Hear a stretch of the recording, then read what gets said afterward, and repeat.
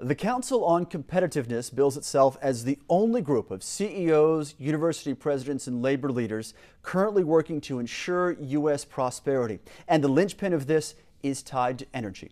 Joining us now is Deborah Wince-Smith. She is president of the Council on Competitiveness. Deborah, great to have you with us this morning. Thank you, Tyler. I'm delighted to be here. I want to read to you the way the Council bills itself, its mission statement, if you will, and I'll quote here: "The future economic prosperity of the U.S. is tied to our ability to create a sustainable and balanced energy system. The private sector is the pivotal actor in achieving energy system transformation with speed and at scale." The role of the private sector is hard to overemphasize, it seems.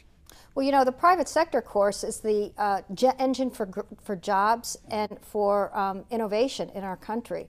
And when you look at the scale and the scope of this energy transformation, it's really going to be our industry that's going to lead this change in America. So this week, the National Energy Summit begins, the focus on sustainable energy. And among the items on the agenda, Deborah, 2, driving private sector demand and jump-starting infrastructure and manufacturing. And it sounds like that is all drawn-out language for creating and maintaining jobs that are domestic. Yes, and you know, Tyler, we sometimes forget that everything we do as human beings depends on energy. Not just, you know, the type of energy, but the cost, you know, where we get it, the availability of all of that. And so when you think of this transformation, how we make things, how we are going to drive our services, our IT, it all depends on energy. So it is one of the great times in human history where we're going to see our economy move from a fossil fuel-based economy to renewable, sustainable energy. So it's a very, very exciting time for America. In your mind, Deborah, is this the first administration to really tie job growth with growth in the energy sector? We hear so much about green jobs from the Obama administration. I think that, you know, we can see if we go back actually the time of President Nixon, you know, they were all talking about energy, but it's the acceleration of the need and the imperative for linking this with job and manufacturing that this administration has really zeroed in, and I think they deserve credit for that. Back in July in California, the Council on Competitiveness held the Western Energy Summit. I was fortunate enough to be there as one of the moderators for the panels.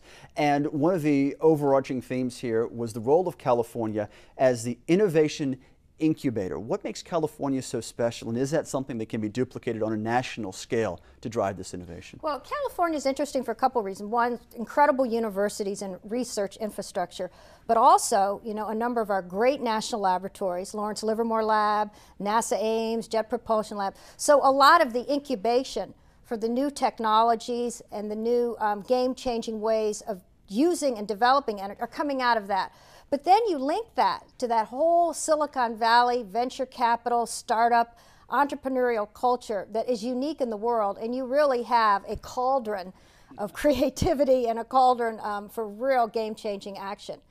And you have a consumer population that is committed to moving to more green, sustainable energy usage and efficiency. So it really brings together all the pieces for this new transformation of energy and innovation. So we've discussed the private role, but the public role is also essential in this. And I look at some of the members on your honorary committee. Both of the top members of the Senate Energy and Natural Resources Committee, Chairman Jeff Bingaman, also Ranking Republican Lisa Murkowski. On the House side, 2 of the leaders of the House Energy and Commerce Committee, Henry Waxman and Bart Gordon, are both on this. There's no question, everything runs through the public sector, either through legislation or regulation, correct? Absolutely. And the private sector really has to work with the government to create these enabling conditions for the innovation and the change. You know, a couple examples. Tax policy. You know, where companies invest, where they do their research, where they do their manufacturing.